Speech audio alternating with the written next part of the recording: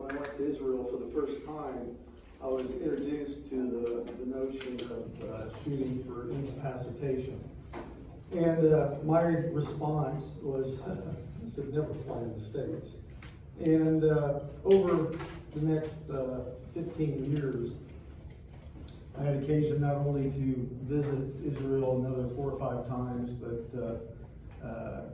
when I was with the IACP and doing some work with the State Department, went to other countries that also did incapacitation shots. And as I see the legislation that's bouncing around the country, where state legislators are substituting objectively reasonable for necessary, which from a legal definition alters that legal standard significantly, became interested in the research that supported incapacitation shots. So met with my firearms instructors in 2019. I said, don't comment. I just want to ask you guys to consider something and explain, what I have been exposed to. Gave them some things to, look at, and said we'd meet in 90 days and discuss it. When we met, several months later, instead of getting the resistance that I expected, they agreed that there may be a role for this in our policy and our training. Sergeant Clower was one of, most significant antagonists when it came to supporting this notion, and he led the research on it. And after we did the research, talked to physicians, looked at a variety of officer-involved shootings where there was significant hesitation, looking at the courts, and Josh will go into this, where they're starting to transition from an instant-in-time analysis on use of force to a sequence in time, that is looking at what are those things the officers did up to leading to the application of force, as opposed to what the courts historically have done. They're starting to morph into a sequence in time analysis. We decided that this would be an appropriate tool, and so we presented this PowerPoint to our officers. We have just under 100 officers, and then did the scenarios that you all were exposed to with the simulations, and asked them to evaluate it. Of the evaluations, 79% rated this option outstanding, 21% rated it very good, and that was the lowest score that it got. There were 104 comments, not one was negative. And what that communicated to me is officers don't want the sole option of shooting somebody right here, and as a result, they oftentimes, as a consequence, hesitate and put themselves in jeopardy. And so, based on the response from our officers, we developed a familiarization course of fire, and then of course, have had some interest as reflected by your presence today. We had to cap it at 80. I've got another one scheduled, and I think we've got 25 or 30 already that have signed up for that. So with that, I'll turn it over to Sergeant Clower. And during the course of this, if you have questions, just go ahead and answer or ask them, and we'll do our best to answer them. All right, Sergeant Clower. All right, appreciate y'all being here. My name is Joshua Clower. I've been here with the police department now 17, almost 18 years. I was promoted last year. Up until that, all my time has been spent in patrol. Got moved to training, and this is the first task I was given. And yeah, that's right. That's kind of what I said. So took a few weeks, and I was like, well, this isn't going away. So first phone call I made was to one of the local doctors in town here, and his first statement to me was, I can't believe it's taken this long for this thought process to come along. So I went, well, here we go. So started speaking with medical professionals, reading articles, watching, videos and so forth, just trying to educate myself on it. And, at the end, I found that there was a percentage of, situations that this may be a feasible option. And that's pretty much the way that we presented it to our folks. And we'll kind of go through some of these slides and we'll explain to you the situations where we felt this may be applicable. But ultimately, the way our policy is written on it leaves the decision up to the officer based on them feeling safe to do so and comfortable to do so. So this is the PowerPoint we gave to them. We took this opportunity to cover a couple other topics that we saw beginning to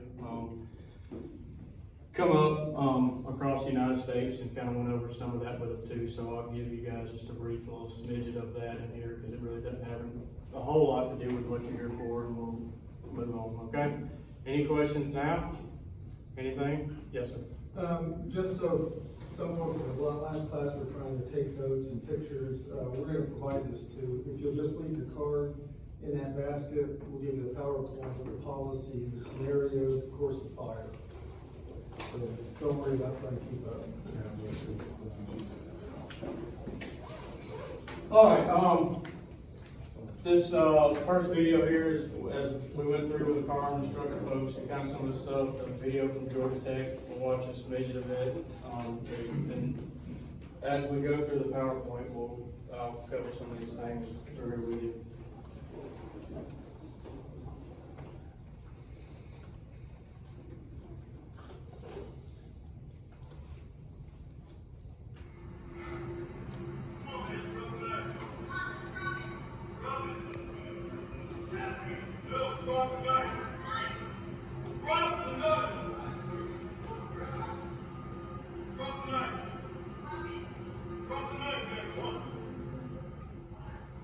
Я снимаю, блядь. Я снимаю.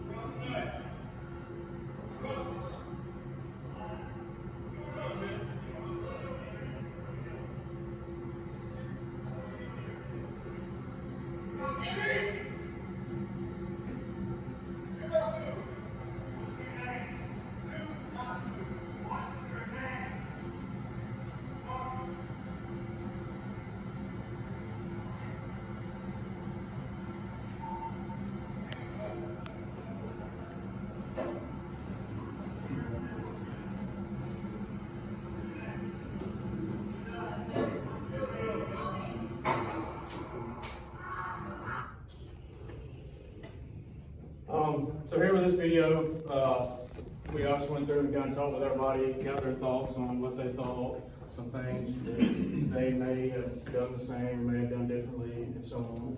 And then as we go through some of the other slides, we'll come back to some of this. Took this time to give reminders on some of our use of force stuff, as far as the Fourth Amendment being used when we talk about the reasonableness of the use of force. 17-420, minimum authorized use of deadly force when he or she reasonably believes subject possesses a deadly weapon, poses an immediate threat of physical violence to the officer or others, and there is probable cause to believe the suspected felon has committed a crime involving the infliction or threatened infliction of serious physical harm. Graham v. Connor in the three-prong test. And on that one, we went in and spoke a little bit about pre-seizure conduct. It's something that in some of the articles we were reviewing and some other stuff that commonly came up. That case there of Bond, there, essentially officers responded to a call for service. The lady's ex-husband came to the house intoxicated, went in the garage. Officers get there, make contact with him.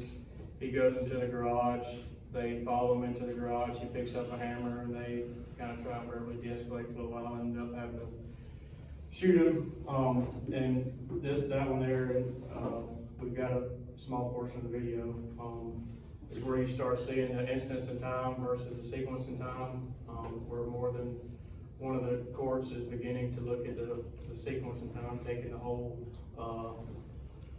incident into account, and as far as the officers Did they create the deadly force situation by the behavior or the way that they essentially, and most of them you see, press the suspect into a situation? And this is actually the video on it. We'll play a brief part of it.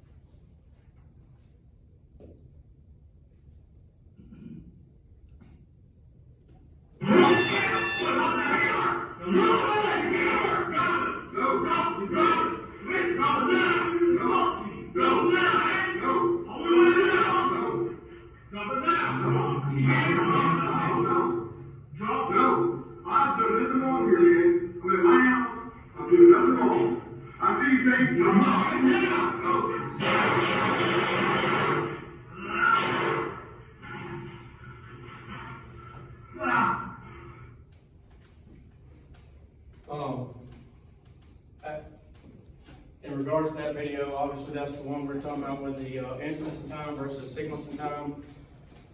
Some of the folks earlier got into conversations about what we're looking at here in this situation is,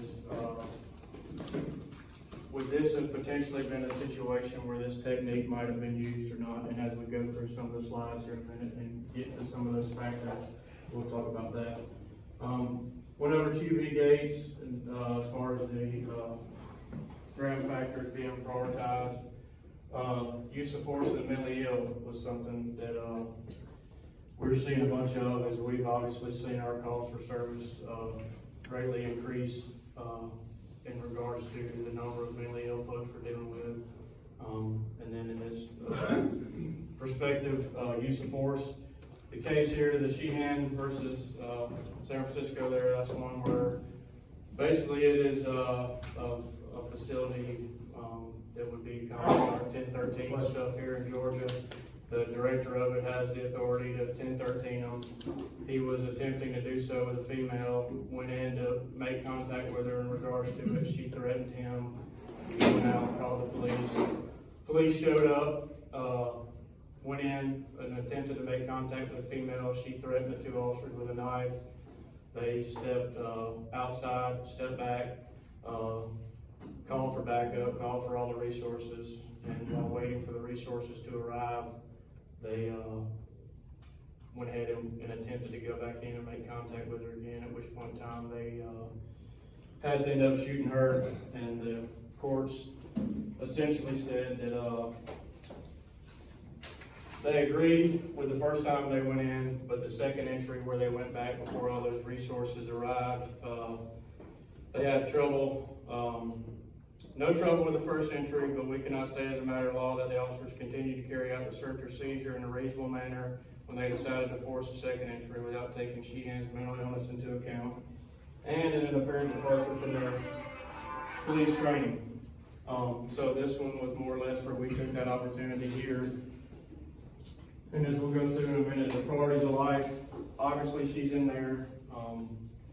And at this point in time, we consider ourselves to be number one. We step back and wait and let those resources show up before we press back in, unless we have something pressing that is creating that issue and needing us to go in there.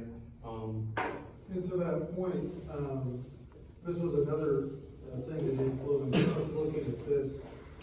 You know, Washington Post is credited with having the most specific data on fatal use of force in the country. Unfortunately, the agencies don't contribute to the national database, only about a third do. So we have to rely on what the media gathered. And what they found the first time that they did this, and it has played out every year since, about 25% of the fatal police shootings is somebody affected by mental illness.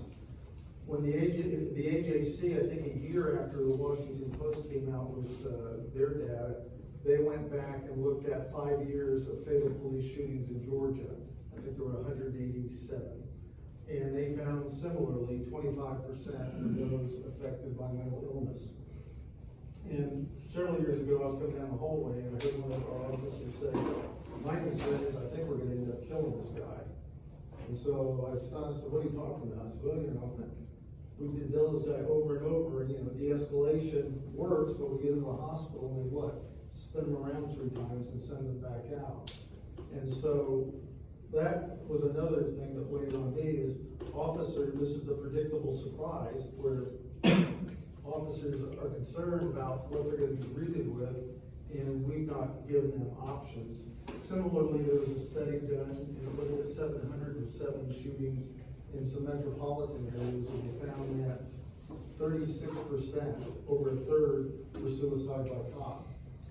And so what we want to do is give our folks options that, when they use deadly force, if they can do so, it doesn't necessarily have to result in a death. And so the mental illness piece is a big one. And when Josh shares with you, some of the opportunities, it's not the ones that are guns. Guns make up about 50 to 60% of the fatal police shootings. It's going to be that third where it's not a firearm involved, not a vehicle involved, not a toy weapon involved. All right, thanks, John. Yes.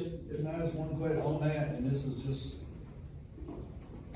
they have the best statistics on people.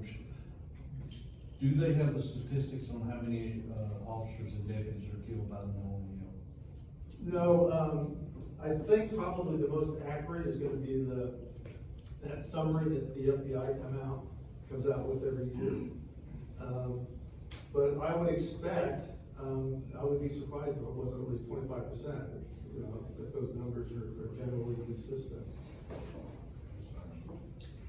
So from this case, once again, it was distance time versus sequence of time, and also that the court's expectations are beginning to change in regards to the officer taking into account the person's mental illness. Went through and reminded them, our officers, of some of the things we can be looking for to determine if someone may be experiencing a mental illness, as far as the type of call, some of the call notes that may be in there that the complainant said, as far as why you're responding, and then obviously once you get on scene, their behavior, things they may be saying, things they may be doing, that as far as the excited delirium stuff, the profuse sweating, disrobing, and all the things of that nature, just things to be taken into account. Obviously, we remind them that we're never going to put ourselves or a third party at risk in those situations, but when we have the time, distance, and cover to do so, we need to be keeping those things in mind. Where we always been taught to aim was center of available mass. What is our intentions when we shoot? Obviously, is to stop the threat. And then moving on to some of the meat and potatoes, the shoot, incapacitate. Here, essentially what we're saying is there is another option when using deadly force. That we're expanding the target area to not only include center mass, but also from the abdomen, the pelvic girdle, and the legs as well. A lot of folks like to use the tool in the toolbox analogy. Essentially, it's just another tool to put in the toolbox. We'll go through some of the medical factors here in a minute. As a whole, and the medical professionals that we spoke with during this research, the chances of death targeting areas other than center mass are less likely to cause death in comparison to that. And then we spoke about the mindset, and then even speaking to some of the folks outside this morning, it's not something that we expected. Like I said myself,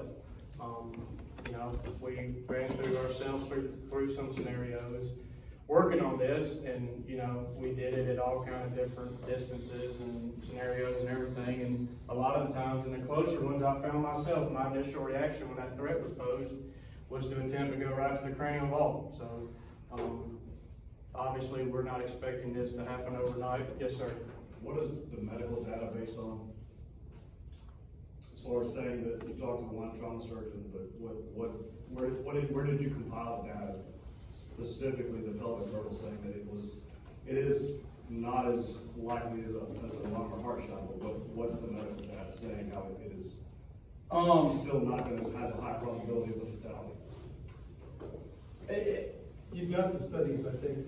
Yeah, I have, all right, so we went through and got to a certain point in this, and then human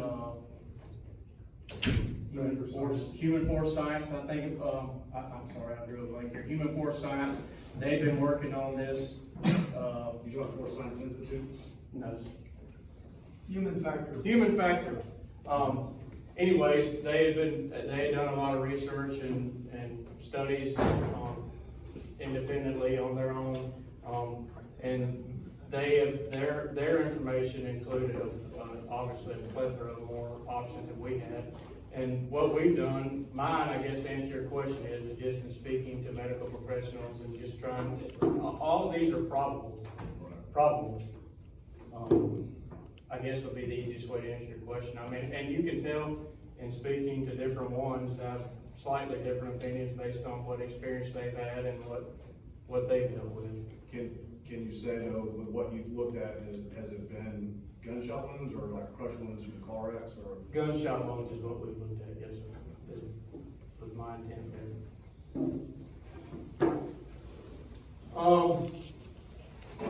We're by no means restricting a less lethal option. This is just an option when employing deadly force. Our folks have always done a pretty good job when they're appropriate in using our less lethal options. We've used, and I'm sure some of y'all have too here, we've been justified to use deadly force, but through the means of less lethal options, we've been able to use those, and obviously we're not advocating when lethal force is not present, but through that process, we've been able to do that on several different occasions. We'll go through some numbers on the next slide as far as what the percentage of time we found that this would potentially be applicable. And once again, in order to use this technique, deadly force must be justified. And as we move through this, remembering one of our guiding principles in law enforcement being the preservation of life. The numbers here are the number of people shot to death by U.S. police from 2017 to 2021. The top line is a gun or firearm. You can see there it generally stays in the mid to high 50s to 60 percentile range. This is not where we're saying would be a situation we find applicable. It would be the numbers under, which are with a knife, unknown weapon, other weapon, or unarmed, which if you take 2020, for instance, encompasses 29% of the time where we felt this may be an applicable situation that officer may be facing with. That doesn't mean in all 29 of those percent that would be applicable. It would, obviously our folks do a pretty good job with de-escalation and some other stuff, so that data is current as of April the 27th of this year. Areas we've talked about targeting: the legs, pelvic girdle, and the abdomen.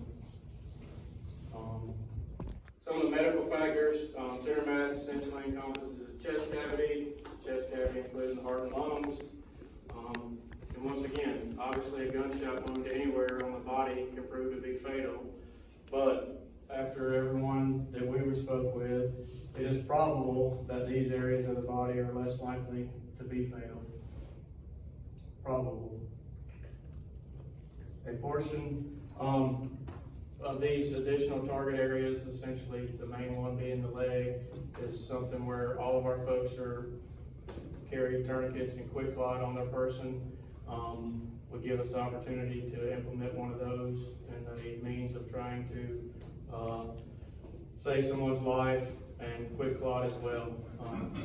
I've personally been able to use it on some folks that were shot in areas where the tourniquet couldn't be applied, and we've had pretty good luck on our applications with it.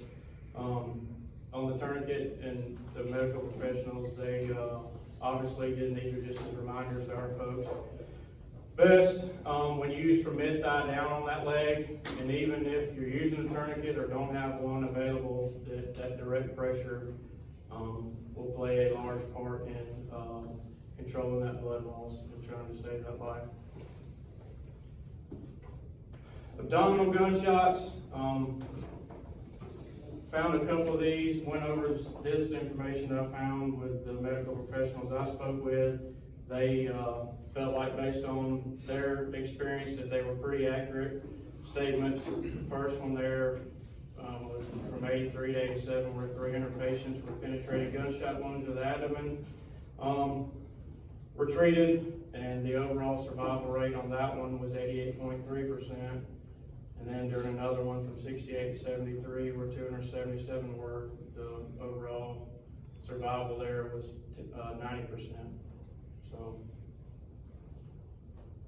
human factor science, that's the name of it, sir, I'm sorry. This is some of the stuff that came out of the research that they had done, ranging from 1997 to 2017. Consistently reveals the reliability of a handgun wound to the hip and pelvis, resulting in a fracture of the involved skeletal structure, which causes the assailant to collapse to the ground. Essentially, they go in further there, and when you can break that part of the structure, the body begins to fall. So now the brain's having to do two different things at one time, as in this, and all these were included where some type of a threat was being presented to the officer. The body's got to make its mind up whether it wants to keep itself from falling or continue to pose that threat. And the brain has a very hard time dividing the two tasks at one time. All their research found it to be extremely successful in being able to stop the threat. Targeting the pelvic structure, while still deadly force, has shown a higher potential for survivability by the assailant. Should the assailant be an unarmed individual who meets criteria for application of deadly force, or should the assailant be armed with a bludgeoning weapon or edge weapon? And the officer has the time to target the pelvic structure to preserve life. The targeting of pelvic structure can meet the goal of immediate incapacitation and fulfill the Supreme Court's desire to see assailants alive to face justice. Let me comment on that a second. To your question about the medical, the folks that we've talked to, the orthopedics, they indicate you hit somewhere around here, you're going to collapse. The heart and lung guy said, and they said, you see this from deer hunters, where you shoot a deer, then you track it for half a mile because it takes a while for them to bleed out. Similarly, with individuals that you see multiple gunshot in this area, they keep going. The doc said that unless you hit the heart, what it requires is that 60 to 90 seconds for them to bleed out.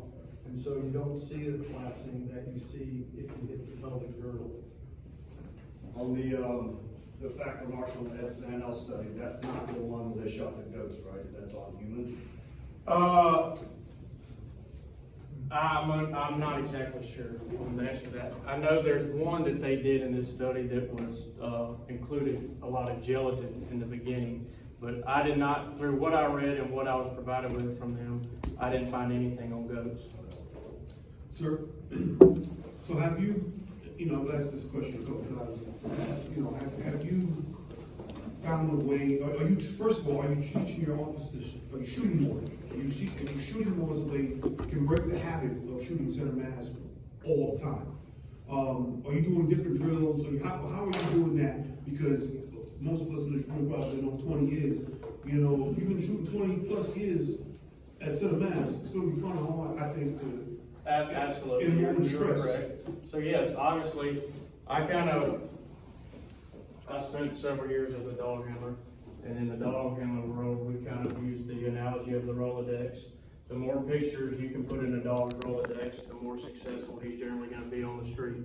As I transformed over and started working on the human side of training, I believe humans are the same exact way.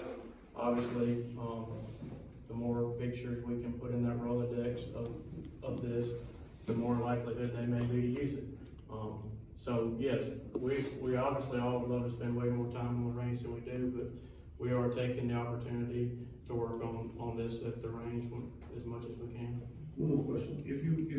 Have you thought about how, well, two-part, how are you going to write it in your reports when you know, once the adoption of shooting to incapacitate comes out, people are gonna read that, whether it be deadly force or not, they're gonna read that as an option that all police officers in the department should be doing, right? So if someone happens to die, or an officer chooses not to shoot to incapacitate before whatever the variation of the circumstances, have you thought of a way, or is there any kind of standardized media statement that you've come out with? How are you gonna defend it in civil court Well, the defense is the Graham Connor for us right now. In, California, under a state tort, it would be necessary. So whatever you do in the application of deadly force has got to meet the Graham Connor standard, at least the 11th Circuit. And when we get to the policy statement, that might be helpful.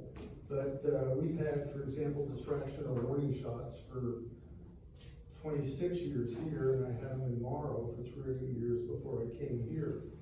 And we've had, I think, 14 officer-involved shootings since I've been here, and we've only used distraction or warning shots once because the officer felt like it was appropriate. In that case, burglary on top of a building in the industrial area.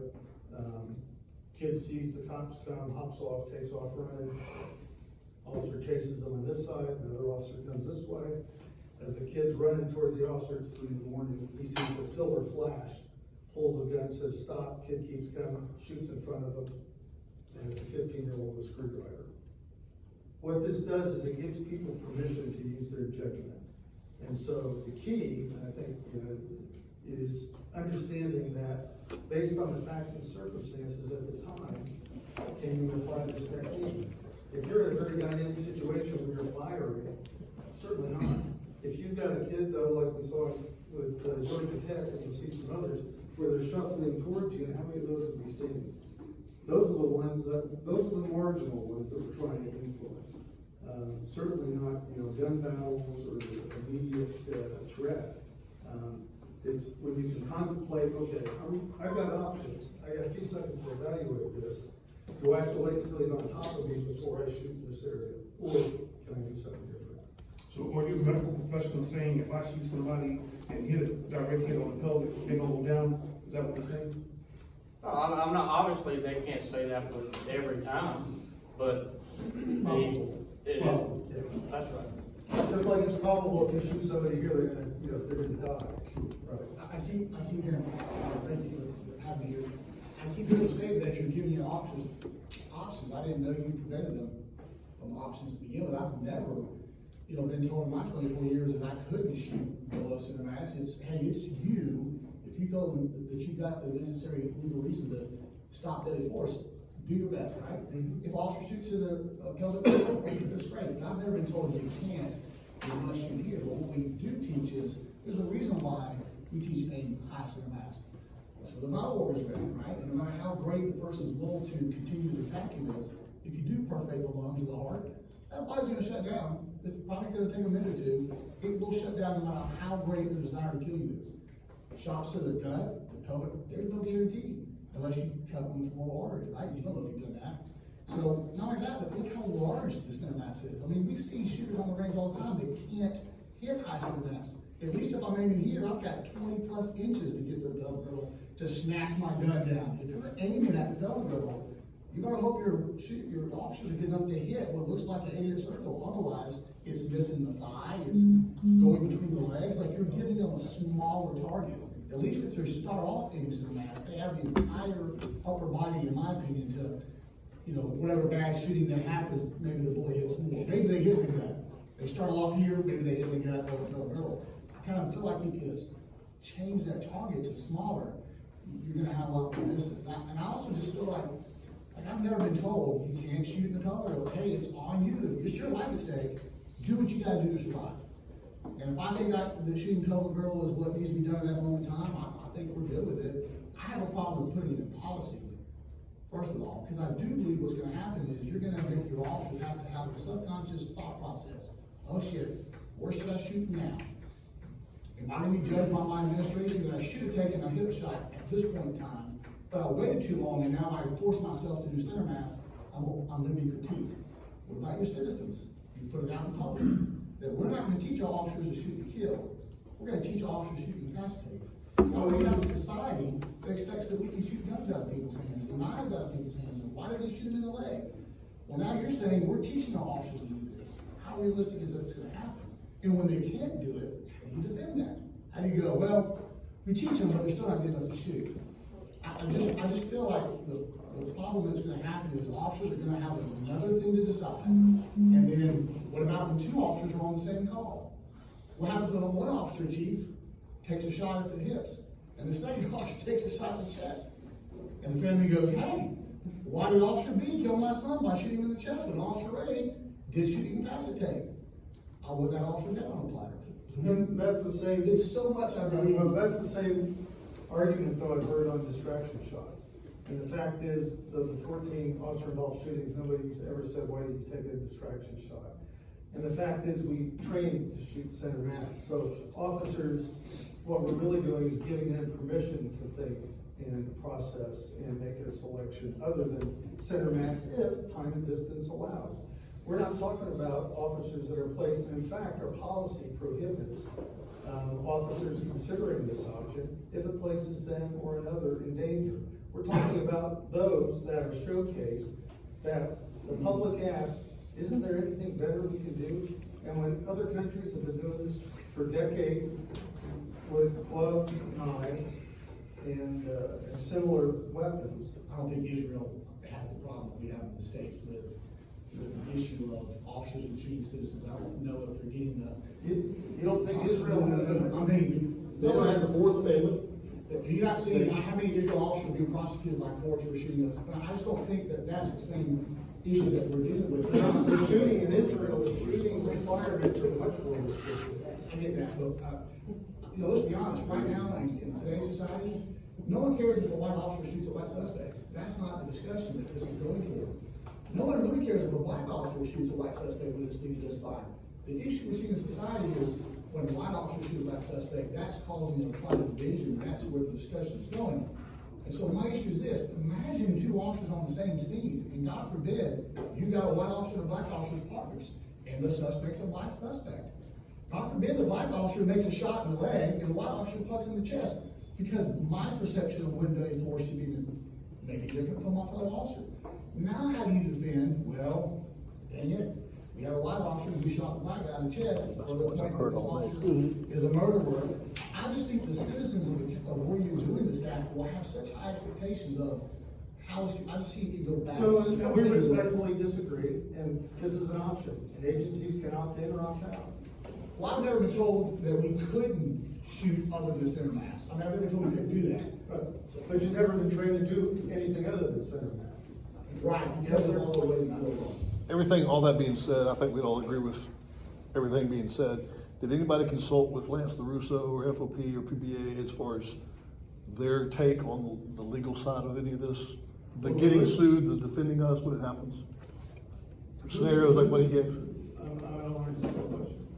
Who's gonna? FOP, Lance LaRusso, one of the probably attorneys that, you know, I'm that familiar with defend us, that. yeah. Yeah, we- I just mean, did anybody consult attorneys that are gonna be defending us or prosecuting us for that matter? Well, every case here we've had an officer involved shooting, our city attorney has defended us. Okay. So, again, this is an option that you're free to look at, so you know this is a good fit for us.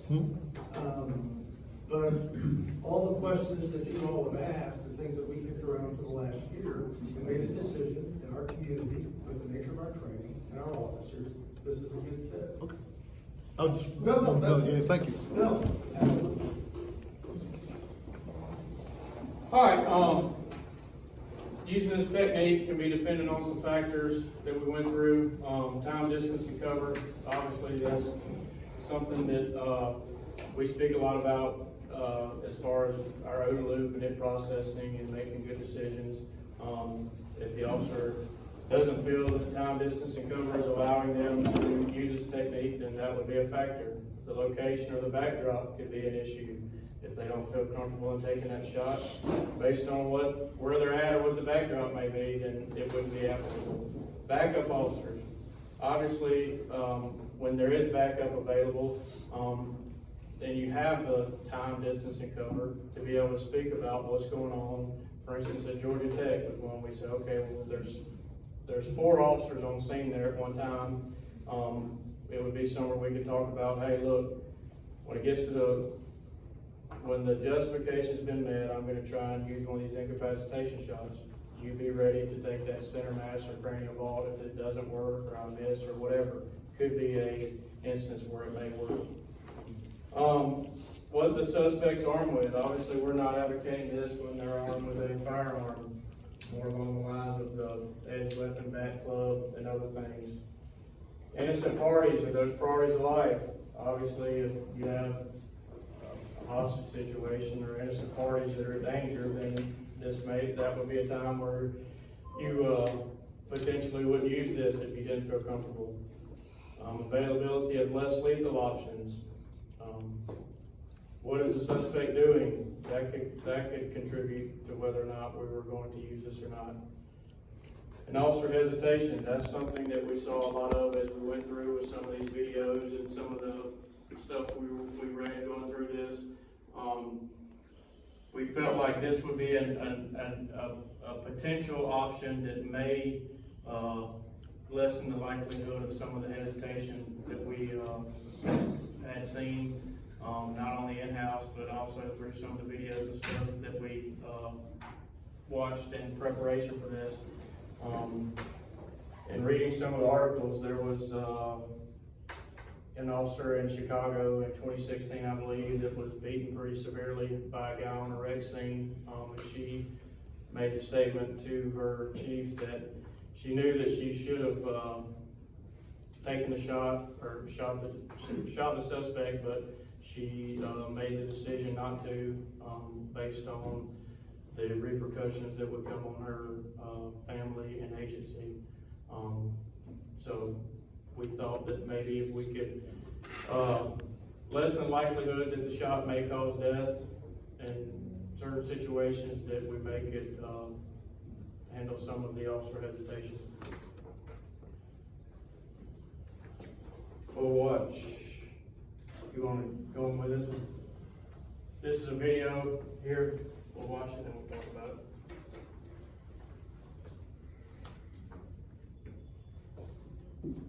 Your emergencies. These 47 hours you can still stay on the market.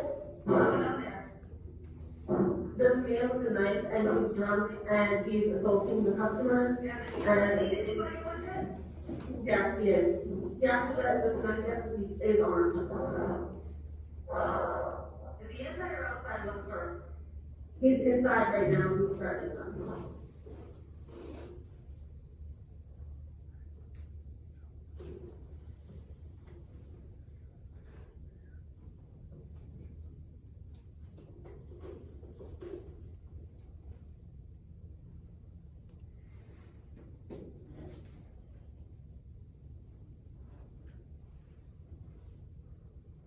Off the knife.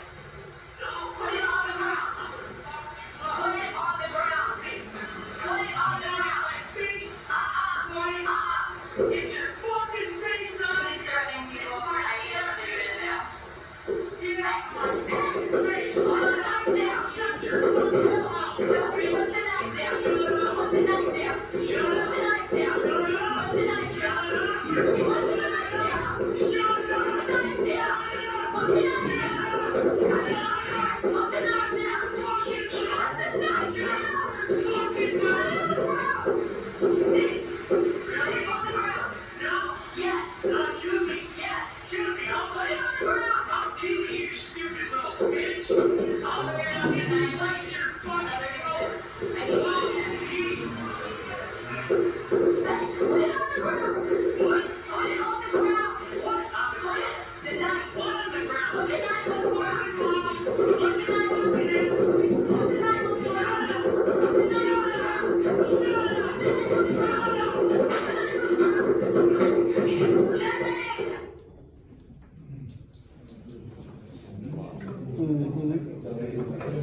So the purpose in showing this video is when we got to talking about hesitation.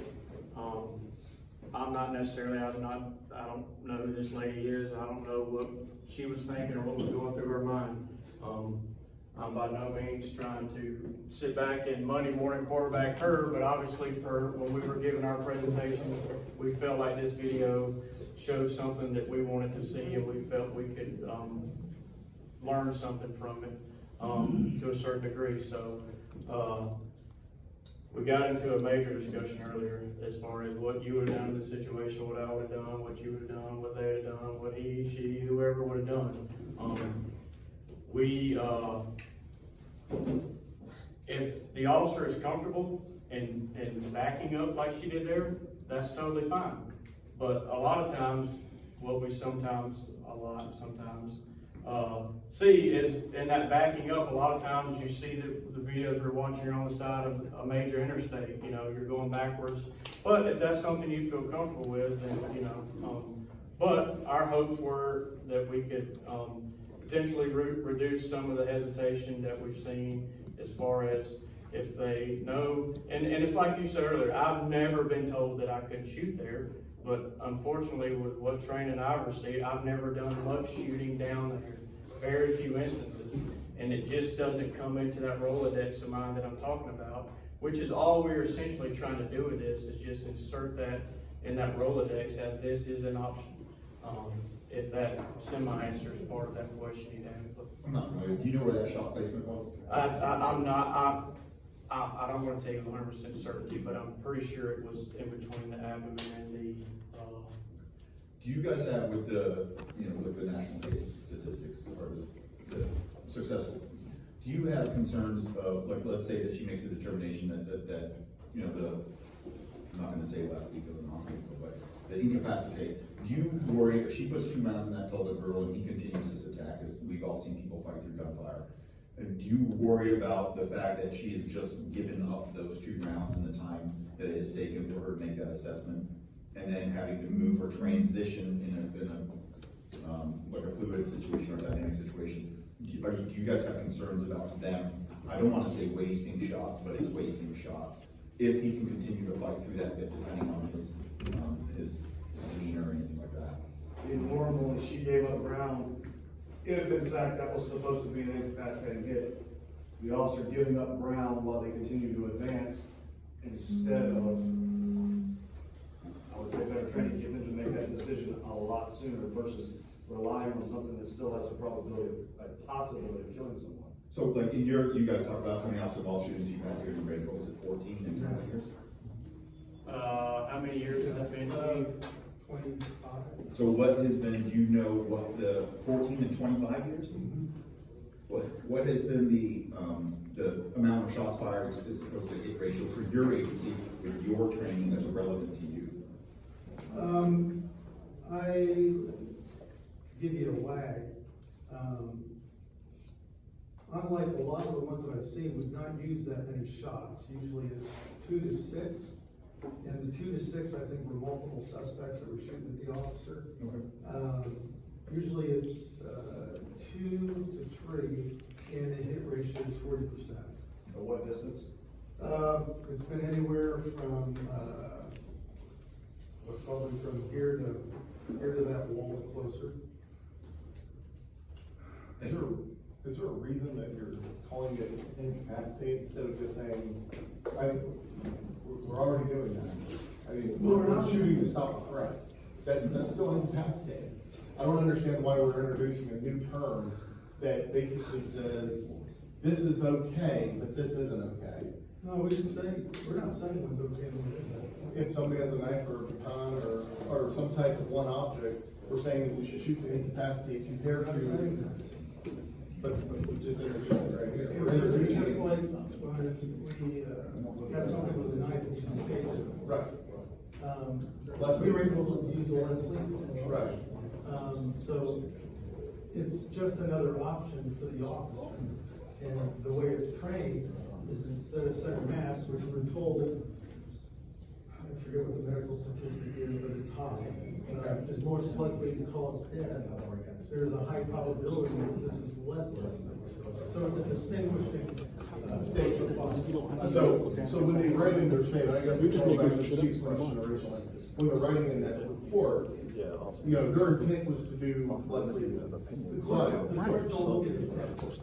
No, I understand that, I'm saying, you know, you have an officer, and his intent was, I was shooting for less lethal, but you hit him in the chest. The normal training was that I actually hit him in the chest, because I was trained on that, but also training for less lethal. My attempt was less lethal.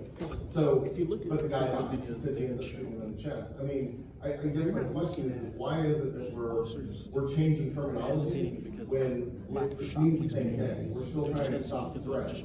We're, you know, the means in which we're doing it, you know, my intent was this or that, and that's what it said. The end result is did the guy die or did he not die? You know, it wasn't justified, and that's where we end up going. He asked about, like, Russo is gonna end up thinking it one way or another. You know, it's all about we wrote that report. Look, Either because I know what's gonna happen afterwards, or you just don't have the ability to take it. Some people don't find that out for many, many years until they're placed in that moment in time. Because as you know, when you're in a situation that requires that, you are literally just trying to defend yourself. In these situations, the analysis is gonna be. Hey, this is something you do, we're doing, this is more just a reminder. And it's not the intent of the officer, Yes. it's the reasonableness of the. That's simple as it is, I guess, yeah. But I mean, you don't think that this ends up causing them to have stress inoculation? I mean, Well, all I can tell you is, when we do. On yourself, it's gonna be hard to control someone else. CIT techniques that go along with the de-escalation stuff, threat assessment and then disengagement. I don't have a problem in saying this. I personally caught a pretty good bit of flack on this, but I love me. All right, I mean, if nobody else is gonna love me, I love me. And there's certain situations, a whole lot more than I think we like to give credit for, we're disengaging it. We have the ability to disengage when we are, number one, taking a step back, backing back down to the end of the driveway and saying, hey, breathe, dummy, come on, pull it together. What do I need to do? Wait for that backup to get there. You know, eating a little bit of that fried sandwich, but I got 2 youngins at the house that mean more to me than anything around here does. And if that's what it takes for me to go home, as long as there's no number ones or number twos in the process, then that's sometimes what I found may be a good thing to do. And then generally I clear my head, you go back up there, and obviously I'm still here, so I've been able to generally successfully complete it. And that's what I just was trying to let my folks here know, that hey, sometimes it's okay to disengage when it's feasible, reassess, and then go back and do it. Any questions on any of that? I got one on your, earlier you said that you're trying to stop the hesitation to shoot in a necessary situation. And then in another one, this is a brand new tool, tasers. When tasers was a brand new tool and it came out, the amount of times that people were tasing became, have you thought about it, and how are you gonna combat it now? From what you're saying is, or have you looked into when your shooting scenarios start increasing because they think it's quicker to shoot now, and they start shooting quicker? I mean, obviously, we made the Because decision. it's an incapacitation shot instead of I was just shooting incapacitate, so it's just. For us, I think our folks do a good job on the less lethal side when that's appropriate. And even when deadly force may be appropriate, as I explained earlier, I think they do a good job there when it's feasible. As far as the numbers going up here, I mean, obviously we're gonna try through the means that we've done here and through our scenarios of trying to incorporate the less lethal options and the de-escalation, and reiterate the importance of those and when they're feasible based on what the scenario may be versus when it's not. And I mean, all we can do is trust that they're gonna make the right decision on what level of force to use. And it can only be used if deadly force. Yeah, and obviously this is when deadly force. And the other point is, we haven't had a lot of warning shots. That's just, you know, this will work, I've got the time, and one person used it, and it saved a 15-year-old. I don't have to tell you all that All it takes is one bad use of deadly force to define your agency. One bad use of deadly force. The other part of it is, those that are in settings outside of the metro area or suburban area represent 17% of the country, but they're responsible for 25% of the fatal shootings. They don't have the kind of resources and the backup that you see in the metropolitan areas. So providing options is what we see as, our goal in this particular effort. Can I ask you a quick question? Sure. Does anybody in here, our agency doesn't allow warning shots, so I was just curious, does anybody's agency other than LaGrange allow warning shots? Yes, sir. So out of how many agencies do we have present here? Probably, close to 70? Yeah, I think there's about 3. Okay. Because we have a lot of- So ultimately, out of all those, you have like 2 that allow warning shots. Now, ours is defined like, pretty much like yours too. I mean, it's very, it's like, hey, if deadly force is authorized, but the officer doesn't feel they can make the shot safely, and that warning shot may prevent deadly force being used against a citizen. Right. You can try it, right? You're still responsible for the bullet, but maybe put a round in the tree or whatever. Ours was in the ground. The ground, yeah, you go to a scene at a party, a block party, and the guy's about to get hit in the other baseball bat. There's 50 people behind him, you take a shot, but maybe, we've never used it, so it's there. And when warning shots came out of favor, if you recall. Right. It was 40 years ago where kids hop out of the vehicle and they're shooting over his head, stopping him into the wall, and that's not what this is. Yes. It was just curiosity. I just, like you said, it's been so long, I had heard of an agency that was still doing it.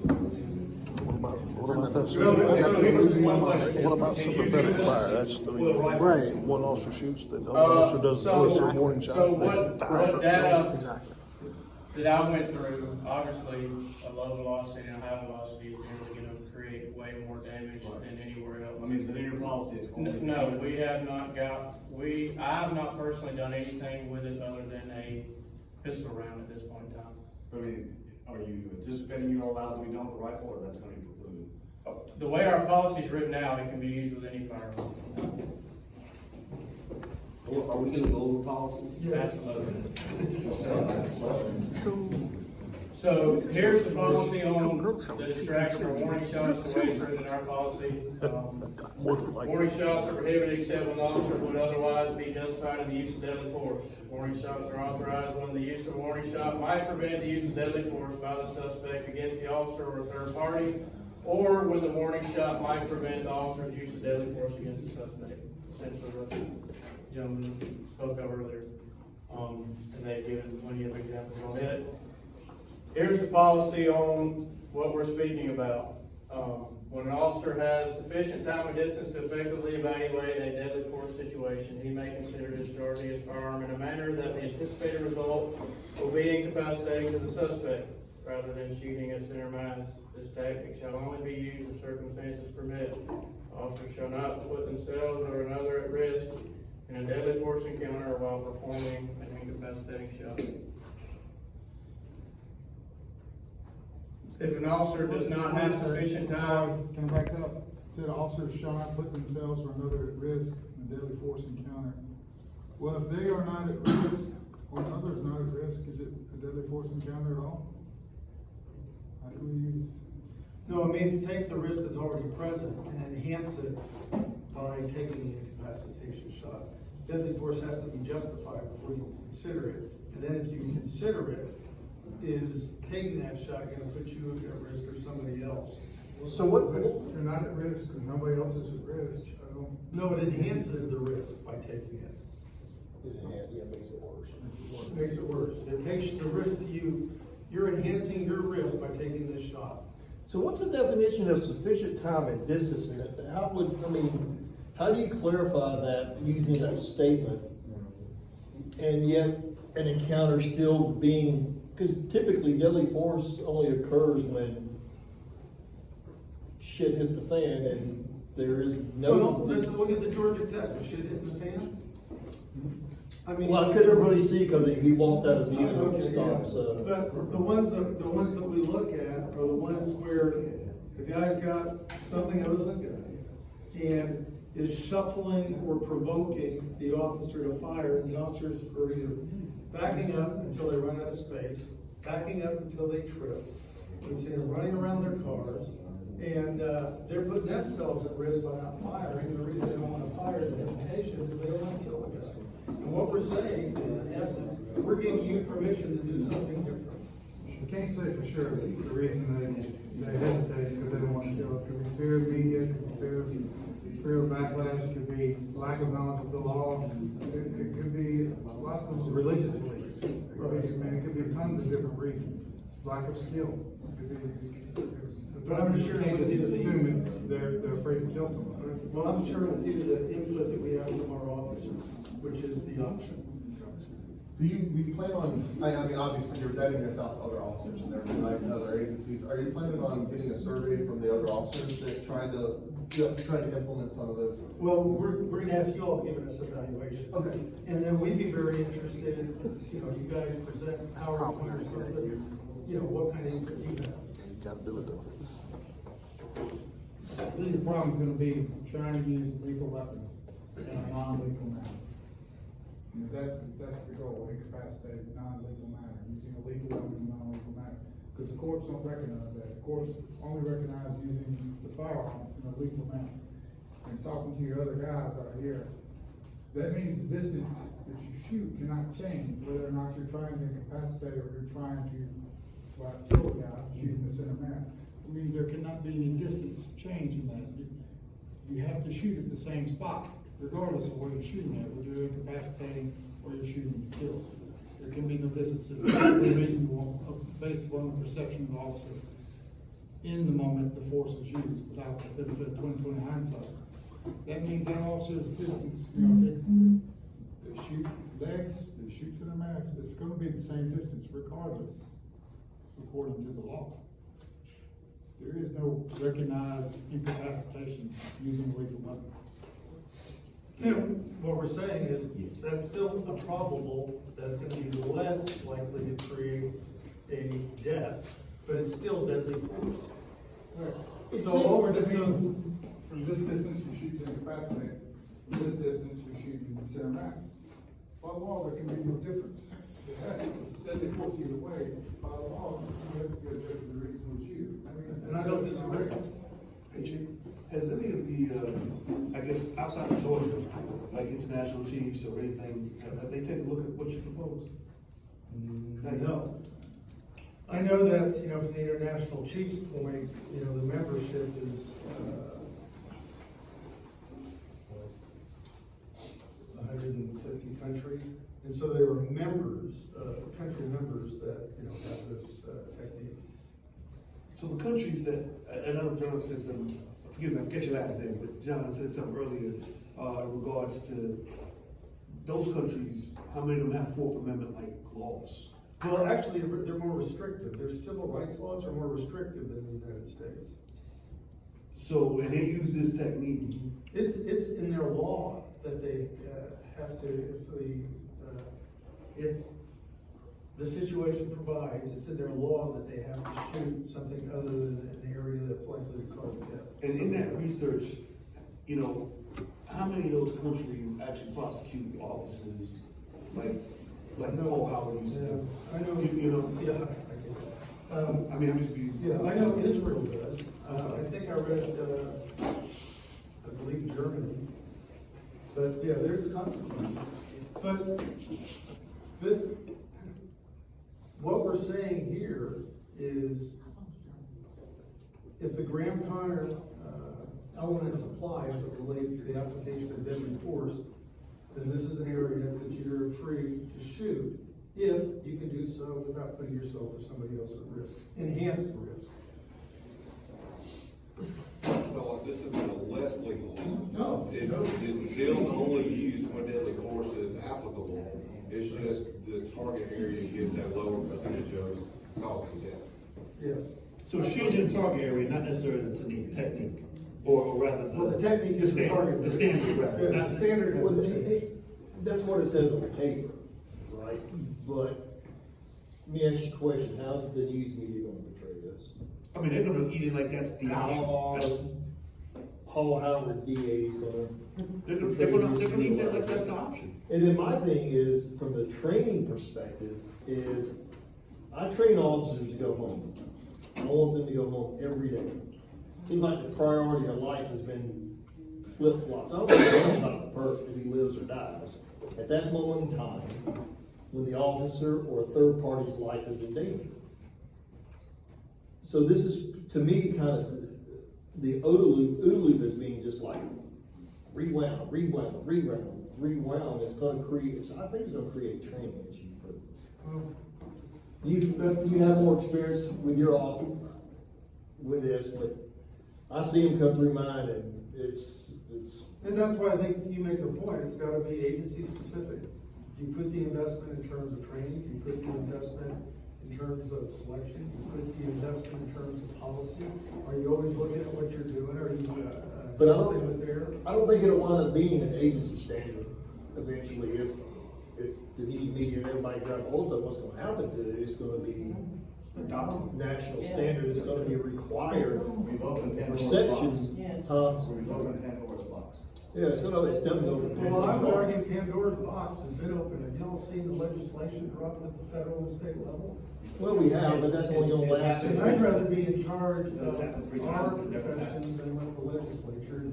No offense to Randy, who's not in this class right now, but the legislature set the standard.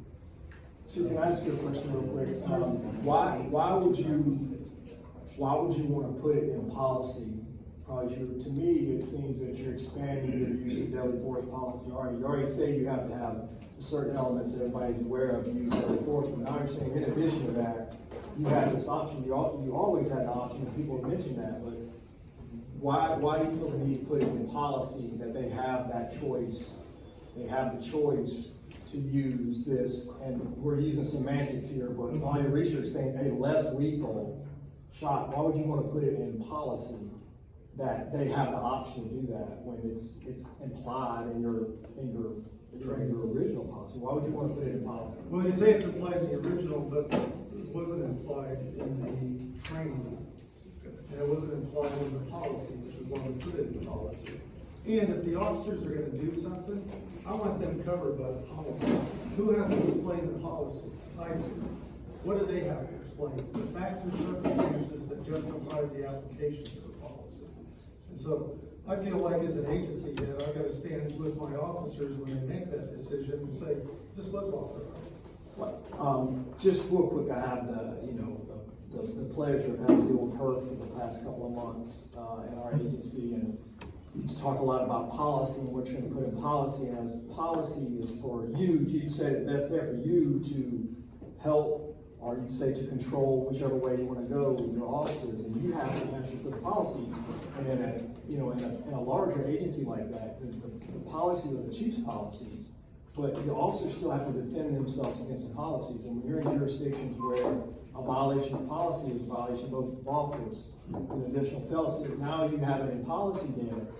If you go in on and I imagine what you're talking about is you go in as like a 401B witness and an expert on the department, you weren't there, you didn't have anything to do with it, you don't know the facts and circumstances other than what you've read, and now you're having to defend your agency.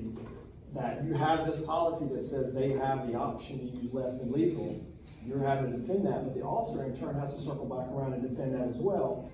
He doesn't have to defend the policy, he has to defend his actions, which are consistent with the state of the law, which is going to be grand conduct in the 11th Circuit presently, unless, it's preempted by state legislation. It's just an additional hurdle for an individual officer. See, I would disagree. I would say that,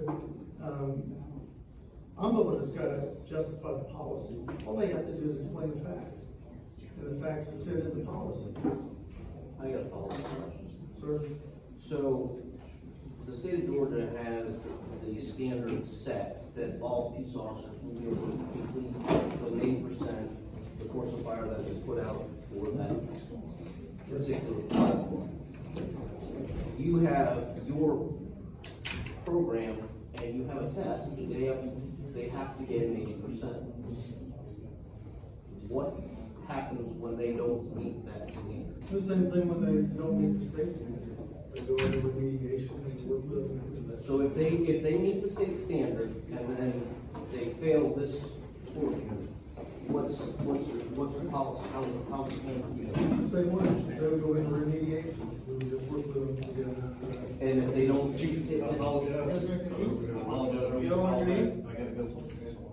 on your city hall. Good luck.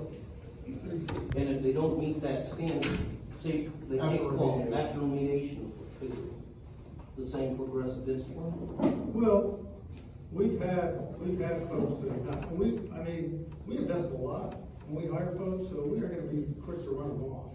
And so, when those folks don't meet it, we have those handful every year that have trouble, and work with them, get them up to standard, that's what we would do. On this course, you On this course? this? I don't think, hey, have we had a failure on this course?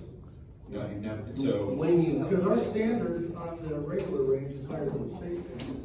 So, I think your range master told us that you guys qualify once a year, but you have yet to do this in low light, you have yet to do pressure tests with your officer, you have done. No, you're right, that's part Okay, of so you put the policy in place without testing it at night, where, what's the percentage of night shooting? Under 70%. So, that's what, I'm not trying No, no. to attack you. So the policy is in place and we've not tested it at night under officer to arrest multiple offenders, anything like that? No, what we do is, we do the qualification, but then quarterly, we do quarterly shift shoots. And then during the month, for our shooters that have been identified as challenge shooters, they're required to come in every month to shoot. When we do the shift shoots, those are done at the, I guess, it would be the light level that they work. And so we would schedule this into our shift shoots. Quick question, Chief. I may need some clarification because I'm a little confused on what was told out there and what you just said. Is this new course a requirement on top of what the state asks us to do? So they have to pass the state course and they have to pass this. Yes. If they don't pass this, even though it's not mandated by the state, Then they go you still. remediation, we remediate them. And Okay. but how long do they have? Do they follow the Well, same? so far, we haven't had an issue, so I can't answer. See, this is the third question. These are the questions that are gonna come up in the litigation. You take them off the road, boogie, you take them. Yes. And then, and if they can't successfully conclude it, they'll terminate. We've not had that issue. It's like when we did the, You know. from 10, and we tried to use that instead of a state course. It's not a mandated course, we just made some shit up. Maybe you can clarify something. We tried to use it as a qualification. I asked them, they talked about the scoring, and they said that it's similar. Oh, yeah. When you're supposed to shoot incapacitation, it goes to red, it's a 0. And I said, I have a problem with that. So now what you tell me is, well, I was separated. Yes, you're doing a training score. The officers are gonna start going, I've gotta shoot low, otherwise this is a 0, and I might fail the course. And so, in my opinion, it's a training score. Shoot the stop, right? If I believe an incapacitation shot should be here, I should be penalized for that on this course of fire.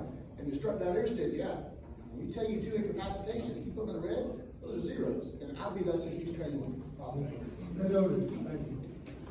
Chief, one more thing on that, when you're putting those two together, so when you're on the range, this is test your marksmanship skills. There's no decision making. They're telling you put 2 in the green, that's how I can tell the color. It's a marksmanship test. So if I'm down there and I'm counting reds or greens, that's a marksmanship test.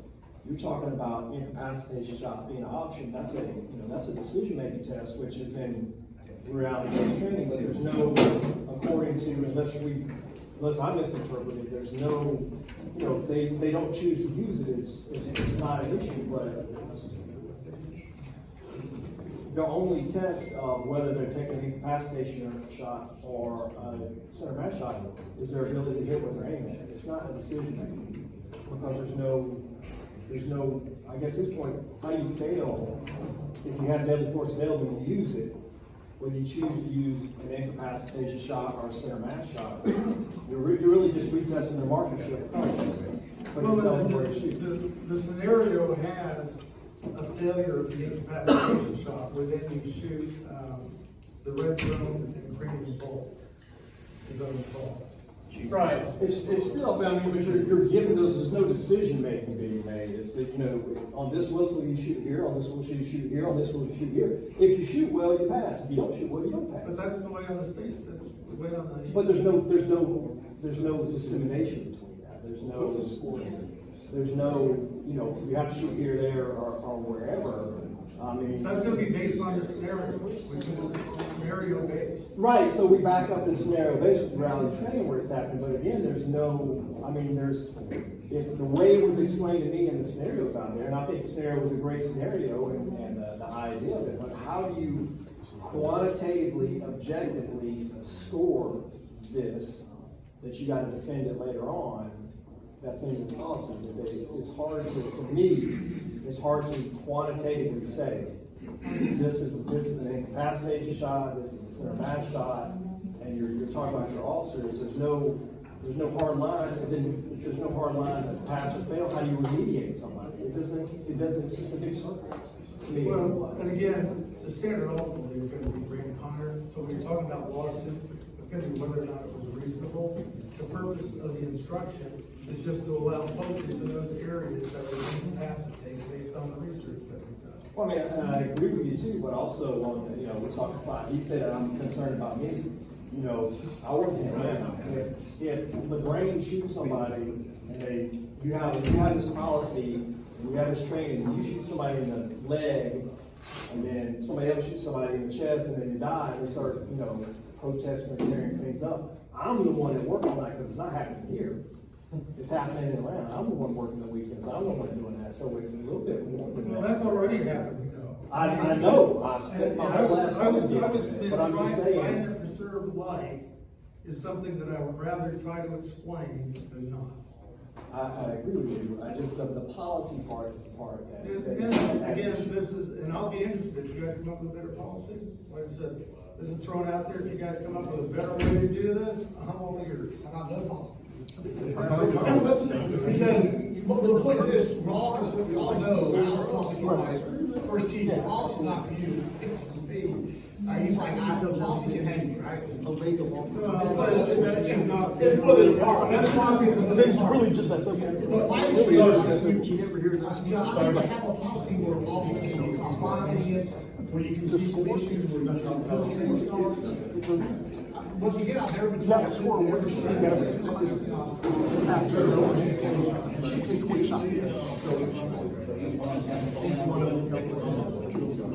I think he's swinging, it's a yes. So, in the green, in the course. All right, you guys, there's lunch out here.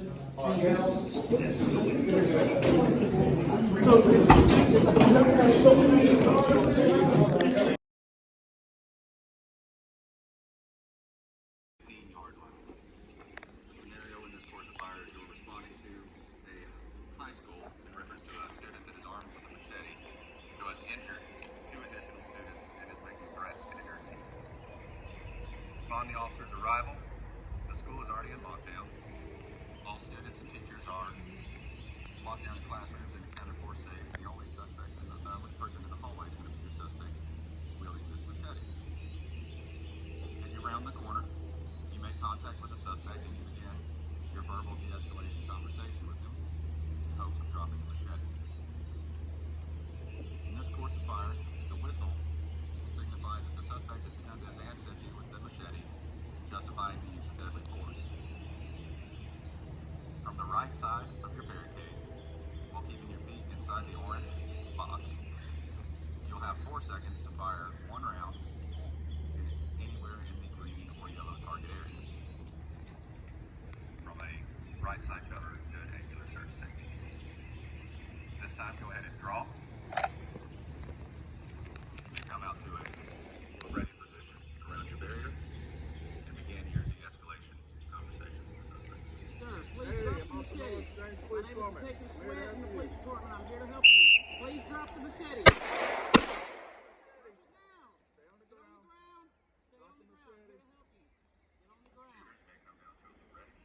You notice they continue to assess the effectiveness of their shot and remain on target, continuing your de-escalation. All right, at this time, shooters, go ahead and transition to the left side of your barricade. We're going to repeat the same course of fire in the same scenario from the left side of your barricade. 1 shot in 4 seconds, anywhere in the green or yellow target area. Come out to your legal low ready and begin your de-escalation conversation. Put the machete down. I'm on Sonora Detective Sweat from LaGrange Police Department. I'm here to help you. Please put the machete down. Put it down now. Put it down. Get on the ground. Stay on the ground. Stay down. Shooters, stay down. And we will.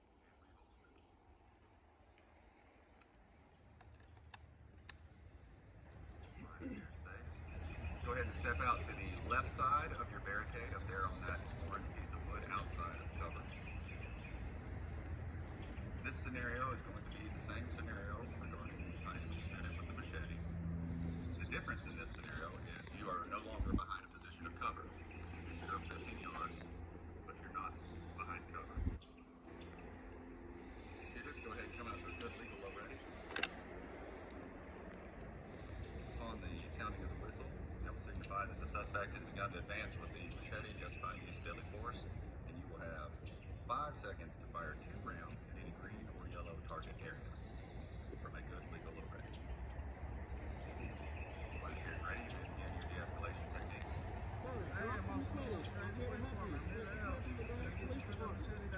Drop the item.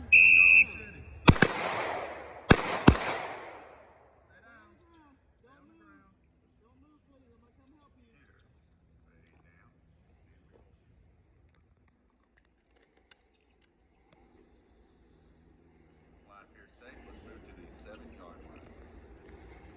Just for the sake of this demonstration, I will allow y'all to move to the previous tree. But once we run through, y'all through, stay back on. Alright, shooters. Next course of fire from the 7-yard line. You'll be responding to a scenario assault with others of a possible male subject in the parking lot and on also acting irrational, yelling, and screaming. Upon arrival, you make contact with the suspect in the parking lot who is armed with a 2x4 and yelling and screaming. Upon the blowing of the whistle, that will signify that the suspect is advancing towards you in a threatening manner with a 2x4, justifying the use of deadly force. From a good legal low ready, go ahead and draw. Come out to a good legal low ready. You have 3 seconds to fire 2 rounds in any green or yellow target area. Shooters, then begin your de-escalation technique. Sir, please put down the weapon. Put it down now. Take the foot from the LaGrange Police Department. I'm here to help you. Put it down. Put it down. Stay on the ground. Stay on the ground.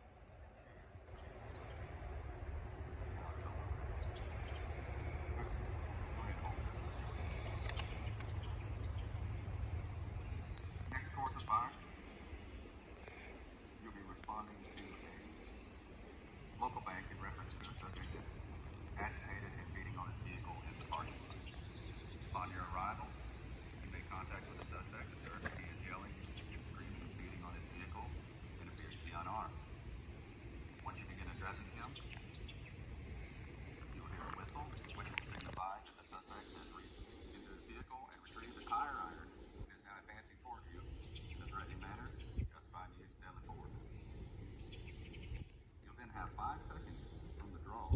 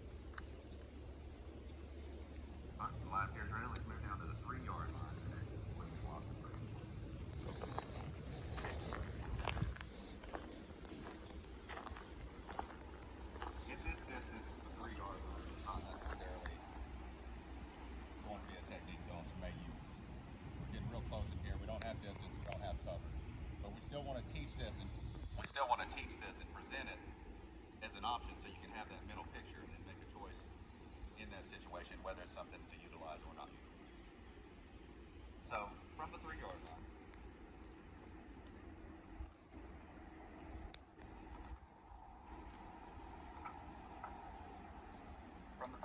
officer will be responding to a noise complaint at 123 Main Street. Upon arrival, you make contact with the homeowner and begin discussing the reason for your need. Upon blowing of the whistle, that will signify that the homeowner has become agitated, reach down, grab the hammer, raise it above their head, and is now making threatening statements and advancing towards you in a threatening manner, justifying the use of deadly force. You'll have 5 seconds to step back and offline, giving loud verbal commands, and fire 2 rounds in any green or yellow target area. 5 seconds, stepping back and offline, firing 2 rounds in any green or yellow target area. Line appears ready. Shooters, you may begin your de-escalation conversation. We're here in reference to a loud music call. Turn down the music. Sir, put it down!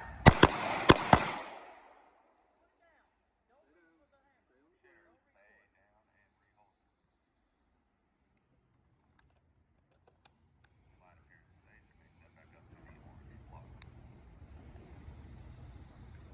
On the next course of fire, you'll be responding to the same scenario regarding the noise complaint. Upon blowing of the whistle, that will signify that the subject has become angry, retrieve the hammer, and start advancing towards the threatening manner, justifying the use of deadly force. Step back and offline, give loud verbal commands, and fire 2 rounds in either green or yellow target area. Should you hear a second whistle, that would indicate that those rounds were unsuccessful in stopping the threat. You're to transition to the center mass and fire 2 additional rounds. Should there be a third whistle, that would signify that those 2 rounds were also ineffective in stopping the threat. You're to transition to the head and fire a critical bolt shot. Line appears ready. Shooters, you may begin your conversation regarding noise complaint. Hey, Monster North Grand Police Department. You got called here about a loud music complaint. Hey, put it down!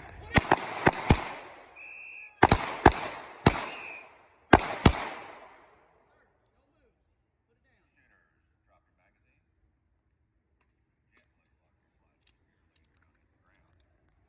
Camera, magazine through. Step in, look away, check it again. Once you're satisfied it's empty, go ahead and slide forward, pull the trigger downrange, and reholster the weapon.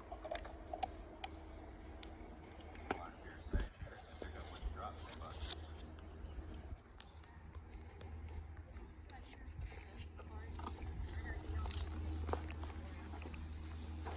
North. North. Can you go move your car real quick? Okay. That's the course fire. It's not overly complicated, and it's walk through. Anybody have any questions? Any comments? Does this course take the place of the post course? No, sir. Okay, so this is on top of something additional. Okay. I wasn't here when we were for Firearms Week, but once everybody qualified with the standard SQC post course that we do here, they came down in here and did this. At this stage, it's more of a familiarization. It's not something that is a hard pass or fail. Now we do grade it and keep track of those records. Your goal is to shoot a 160, which is 80% of it out of 200. But it's not something that's going to affect your ability to actually do your job, as if you didn't qualify with your regular firearms. How do you score the target? So let's calm down. So with these targets, and when I say green or yellow target area, because that's what we're talking about here. But the majority of this focus is going to be the pelvic girdle. Everybody has that misconception about shooting arms and legs, and it's not really a misconception. It's hard to hit them; they move fast. The pelvis is going to move about the same pace as your torso, right? So, as far as scoring it, you should have 14 rounds below this line and 6 rounds above this line. So, as long as that's 4 in the chest, 2 in the head, if one of these happens to sail up here, in the real world, would it count? Absolutely, but just for the sake of scoring this course of fire, it would not count. Regarding this hard black line here, that's going to be your defining line. if it touches this line anywhere, it's going to go with whatever would be in favor of that intended shot. You know, if it's supposed to be here, but it cuts the line down here at the bottom, then I'll give it to you. It'll count. Same for the opposite direction. And it's just 10s and 0s. So you'll end up with 140 and 60 here for 200. If you don't have it, you got one over here, you got one, you know, wherever in the white, it's just a 0. It's not a 5. Anybody else? So you can fail the course if you shoot the red, and you don't want to shoot the red. It would count, right, just for the sake of this, for the training course. It would count against you. Well, I would, and you know, I didn't mention this, I'm glad you said that. I have no control over this. So, I encourage you, if you have questions, because it's, like I said, this is a little unorthodox doing the shoot before the PowerPoint. Please write them down. A lot of them are going to be answered with that PowerPoint, but if you do have a question, please write it down and discuss it with Sergeant Flower or Chief Veterinary, and I encourage you to do that. I understand what you're saying. Well, like you said, in the real world, we know that shot's going to do what you needed it to do, but that's not where they're asking you to shoot, so if that makes any sense. But yeah, save those questions for Tyler. He'll be glad to answer them for you. Anybody else? Anybody want to volunteer to shoot first? 2 hands here. We can do 3 at a time. I don't know that. Sergeant Flower and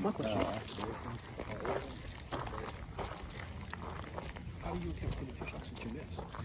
Those are the shots that look like when we talk about stuff like this, you shooting at a smaller. It doesn't just go down as a 0, it goes down as a lawsuit somewhere, Right, probably. right. So, there's extra clips on the flat plates if needed. so he posed a good question. I'll let him ask it.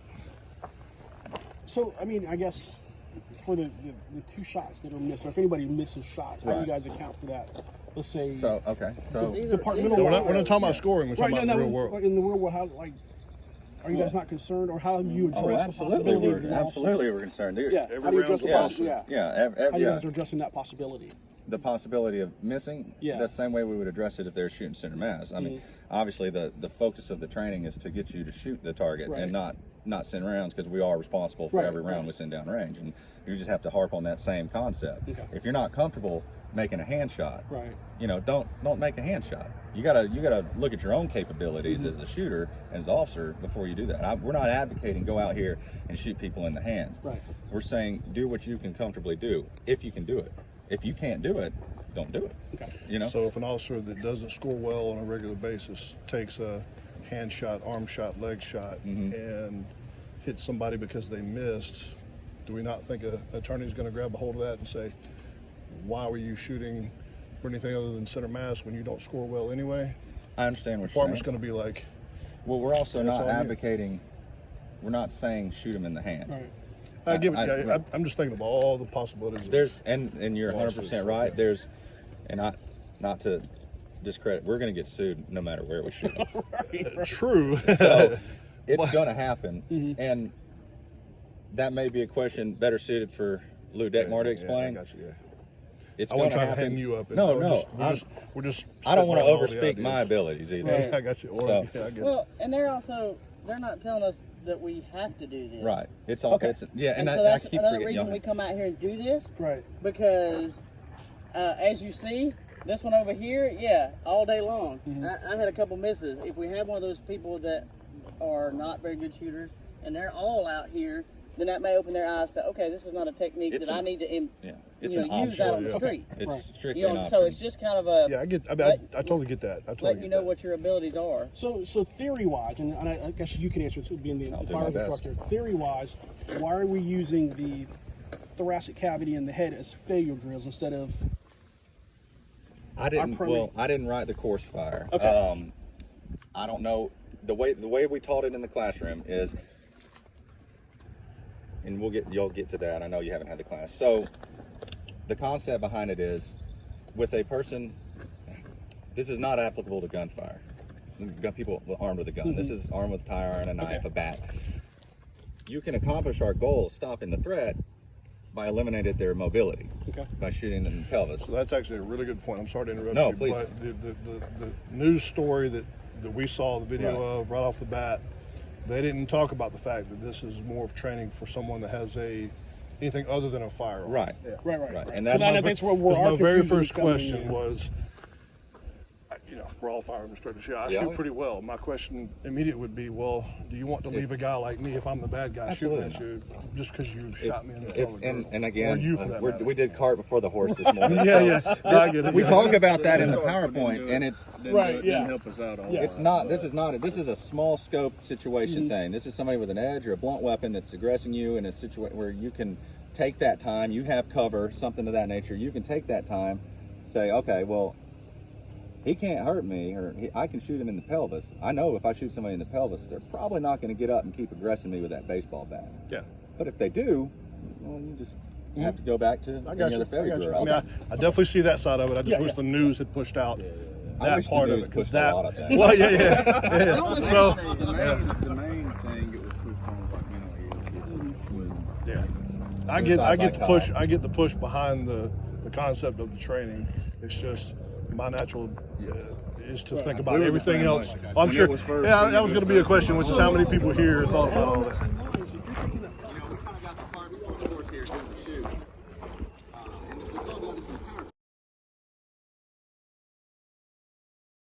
The building at this time, and the suspect has walked away from the fire department toward Airtron Parkway, the training center, police department.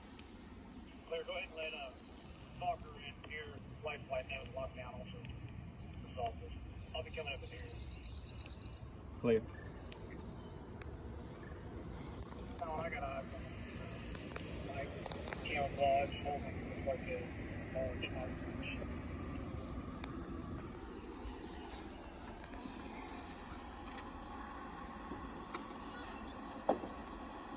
Hey, buddy, what's up? Hey, buddy. Hey, I'm Officer Davis with the LaGrange Police Department. I'm here to see what you're doing, man. What's going on? Hey, can you talk to me, buddy? Hey, my name's Jim. What's your name, buddy? Slow your walk down right there for me. Just slow down. Stay right where we are. How about putting that knife down for me when we're talking, right? The president. How about putting the knife down? They call me. It's out here. I've got to go. It's 10 feet, and they said 10 feet and 5 inches. It's in the ground, and I've got to go get it. I've got to. Okay. They called me. The president. They called me and said to come help you, so I'm going to help you. Okay, buddy? No, I don't need your help. I've got to. They called me. All right, well, put the knife down and we'll talk about it. Okay? It's 10 feet. You're scaring me with that knife. Okay? I don't want to hurt you. I have to dig it out.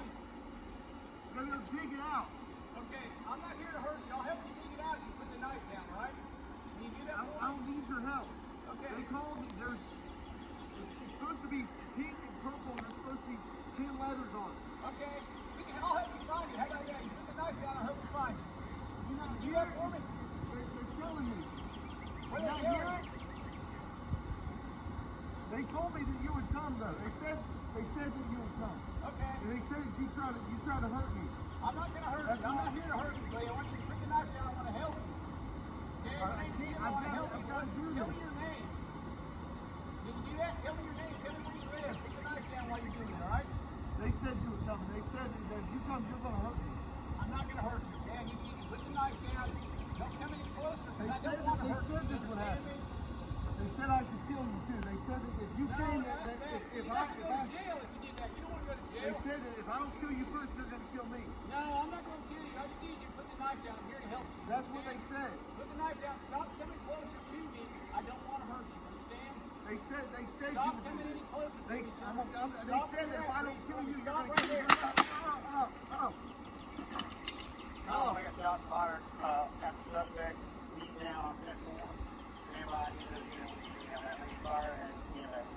Put your hands out where I can see him. Get him away from me. Roll over on your stomach for me. Put your hands straight up by your sides for me. What's your name, buddy? Andrew. Andrew, you got any more guns or weapons on you? No. All right, what I need you to do is put your hands back behind your back for me. Turn your palms in together.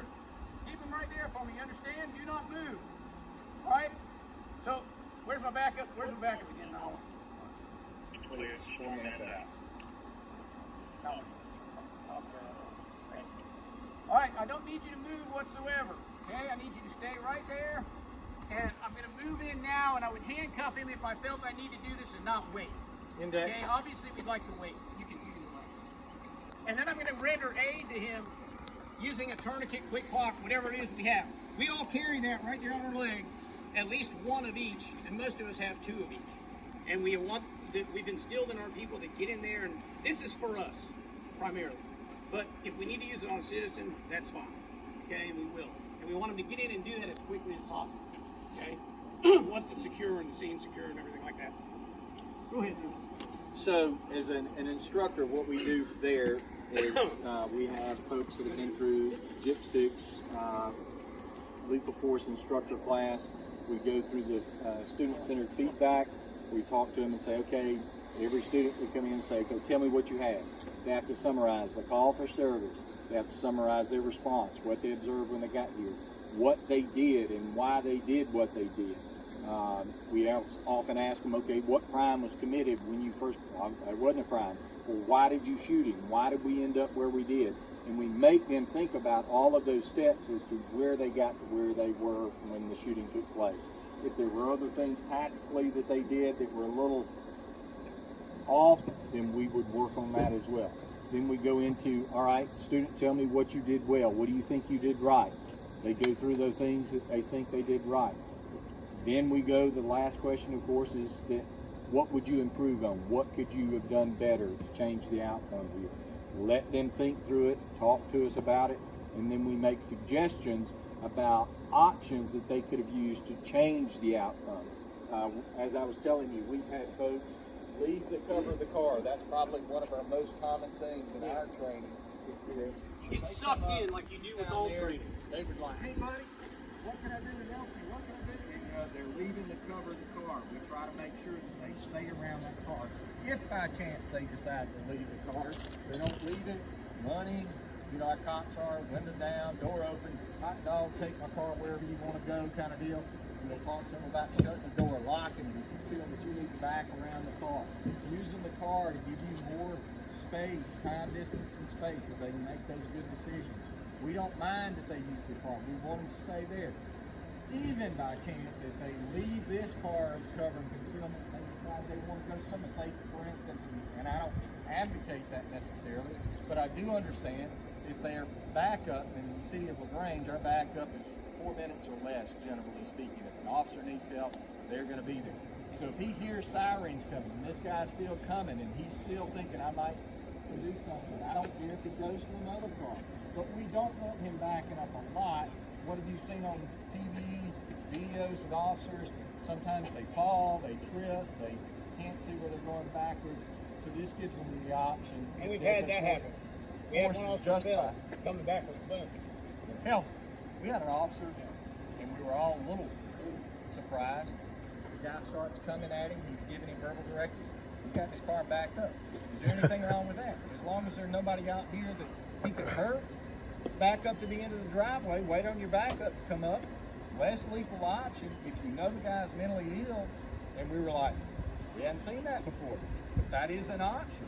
If there's somebody else that you're not having to protect there, wait till he comes up, bing, bang, boom. If that's what your choice is, just make a choice. Make a decision. You don't want people going out into no man's land, because I mean, again, I'm like this, and all of a sudden I do this. So, you know, that's why I'm scared. I stay with my cover. But the other part of the scenario too can be, and we do it with our role player, is Jim's coming to me and I've let him get too close to me. Boom, I may decide straight out I'm going for a cranial vault shot. If I feel like I've messed up and this guy's gotten too close and I don't want to back up, or he's coming too fast, boom, I may go straight there. Or, you know, just depending on what's going on, I may go to that. If he continues to move, I've reassessed, and I've pulled my gun back in. That's a bad habit. But boom, I'm out. He's still coming. Boom, or boom. So you can walk up that area and still address him and stop the threat. Our goal, again, is to provide our officers another option, and our goal is to stop the threat. Everybody has a different line in the sand, also, obviously. Oh, my goodness, yes. Yes, that's, like I said, that's the most disturbing thing I saw was officers closing too quickly, too fast, too close, you know, and that's just that whole you get sucked into what's happening. You know, it's like felony traffic stops. You know, we don't want to. We used to all run up and bomb rush the car and start snatching folks out the windows and stuff. Well, we figured out that's not a good idea because we get hurt. There's a better way to do it. So. And we found, even through this, that our students, we put the stress on them. We try to make it as real as possible. They come out here and we've heard, hey, some of our officers can't get the broadside of a barn to begin with, and we're wanting to shoot at a smaller area. We try to put them under that stress. We try to give them that extra time on the range to make them more accurate. When we put them out here, even under that stress, we find that those rounds in this vicinity, even with a sim gun, they're putting, if they shoot 3 times, all 3 shots are in this pelvic girdle area. Boom, boom, boom. Consistently, pretty accurate for that. Will they miss sometimes? Yes. But that's why we continue to train, try to make them more accurate, make this something that they could truly use as an option. Any questions, concerns? Would you like to, is there anybody that would like to go through that scenario, the exact same scenario? You know what it is? I mean, you know what it is, and this is a train the trainer kind of thing. We're not, you know, normally the way you would do it is you're going to give the classroom first. And then we don't let them see an example. We put them out there because we want to see, you know, good, better, best. How do they respond? Some guys do it good, some do better, and some do a great job. You know, some do a horrible job. I mean, and we do some retraining. Right.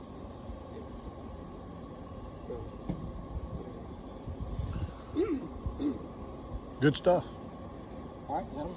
Ladies, Thank you. We appreciate y'all's interest. Please make sure you get plenty of water. There's water inside the building by where the coffee is. There's a cooler full of water. And just make sure you stay hydrated.